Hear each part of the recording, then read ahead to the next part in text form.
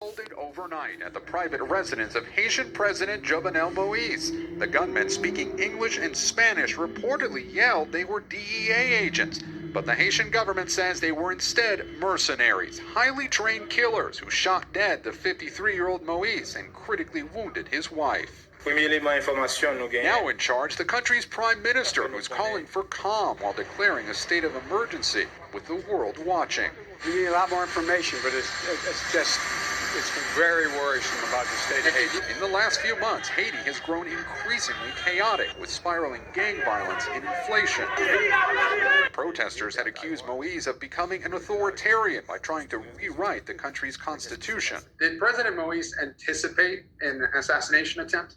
Probably, because if you refer to a last statement, the last interview he gave in January, where he said that he knows that a lot of people want him to be killed because of his reforms, of his policies. Haiti is the poorest nation in the Western Hemisphere, and a catastrophic earthquake in 2010 left more than 200,000 people dead by some estimates. Tonight, the airport in Port-au-Prince is shut down. The Dominican Republic has closed its border with Haiti, and the U.S. Embassy there is telling its staff to shelter in place. Haiti's U.S. tells me that the country's First Lady has just arrived in Miami for treatment, and that the UN here plans to hold a Security Council meeting on Haiti tomorrow, Kate. Who was injured in that attack is now back home after being released from Jackson Memorial Hospital. Her arrival was announced and a surprise for many in the country, still reeling from the assassination of President Jovenel Moise. The First Lady disembarked the flight at Port-au-Prince Airport.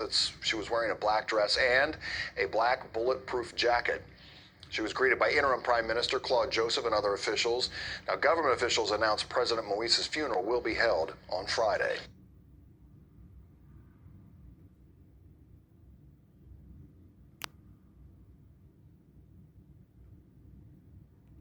We'll always have a hole, something missing, something that they took from me, July 7th.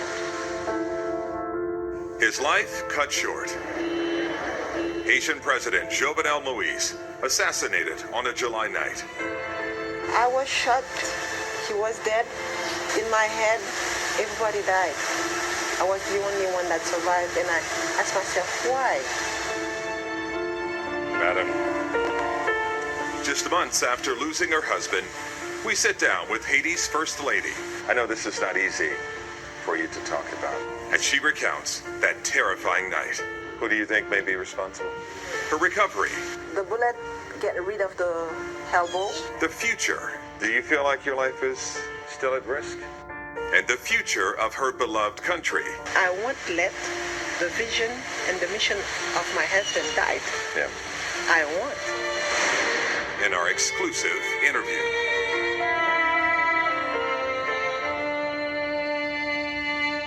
Hello everyone, I'm Calvin Hughes. The small island nation of Haiti has seen its share of political setbacks and natural disasters. Who could forget the quake devastation of 2010? And then another on August 14th. But the aftershocks of July 7th, the assassination of Haiti's one-term president Jovenel Moise, will be felt for generations to come. Few saw it coming, and most still find it hard to believe, including his own wife, Martine. He had been in office for 4 years. His wife, Martine, was wounded in the brazen attack at their home on the outskirts of the capital, Port-au-Prince. Tonight, she has been airlifted to Miami for treatment. Yamiche Alcindor begins our coverage. Haiti's president assassinated, the island nation in a state of shock. We live in this area close to the president. Even when we have problems with him, we can't imagine that they would kill him like this. Hours after President Jovenel Moise was murdered in his own home, the streets of Port-au-Prince were uncharacteristically quiet. Outside the president's private residence and the scene of the crime lay bullet casings. Haiti's First Lady, Martine Moise, was wounded in the attack and remains hospitalized. In a video reportedly shot at the scene, someone says the assassins are with the U.S. Drug Enforcement Administration. But Haitian ambassador to the U.S., Bochit Edmond, said the DEA was not involved. Instead, he blamed mercenaries who spoke English and Spanish. It seems that this horrible act was carried out by well-trained professional killers, commandos. The Haitian government closed the airport in Port-au-Prince, so Edmond said the assassins likely escaped by land into the neighboring Dominican Republic or by sea. President Biden said the United States was ready to assist in the aftermath of the shooting. He responded to my question on the situation on the White House lawn. What's your reaction, Mr. President, to the Haitian president being assassinated? We need a lot more information, but it's very worrisome about the state of Haiti. Moise was a polarizing president. In the last few months, his actions sparked massive protests around the country. During his term, gang violence and kidnappings skyrocketed. UNICEF reported that armed gangs control about a third of Port-au-Prince, and since the violence spiked last September, more than 18,000 people have fled their homes. Moise was elected in 2016, but didn't take office until the following year. He said his 5-year term was supposed to end in 2022. But his critics, including human rights groups and clergy members, insisted that his term was up this past February. Earlier this year, he dissolved parliament, saying most lawmakers' terms had ended. He also forced 3 Supreme Court justices into early retirement. Moise pursued sweeping constitutional changes that would increase presidential power. He planned to vote on a referendum as well as his replacement in September. That election is in flux. The United States backed Moise's timeline, but U.S. officials also criticized what they called his unchecked presidential power. This situation calls into question the core precepts of Haiti's democracy. But Haitian human rights activists like Pierre Esperance opposed the U.S. backing Moise, as Esperance told us in March. The people of Haiti and the Haitian community in the United States are very disappointed by the Biden administration's politics. Now interim Prime Minister Claude Joseph is the country's de facto leader. Earlier today, Joseph called into a news program. I call for calm of the population. The situation of the country is already under control. Moise named Joseph his 6th prime minister in April, but Moise had intended for a 7th, Ariel Henry, to replace him. He was supposed to be sworn in today.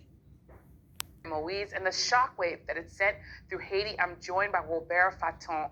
He's a professor of government and foreign affairs at the University of Virginia. He has written extensively on Haiti throughout the years. He joins me from Charlottesville, Virginia. Professor Faton, thank you so much for being here. Haiti has really been in a constitutional crisis for several months now. People on the ground say it's hit a new rock bottom. But talk about the gravity of the last 24 hours and the difference now that the president has been murdered. Well, this is a shocking event in the history of Haiti.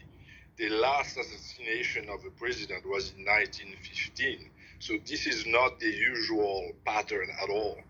We've had coups, we've had attempted coups, we've had obviously very nasty dictators who've killed a lot of people, but that, especially given that it was, as far as we know, an armed attack by foreign mercenaries, it's really a different pattern.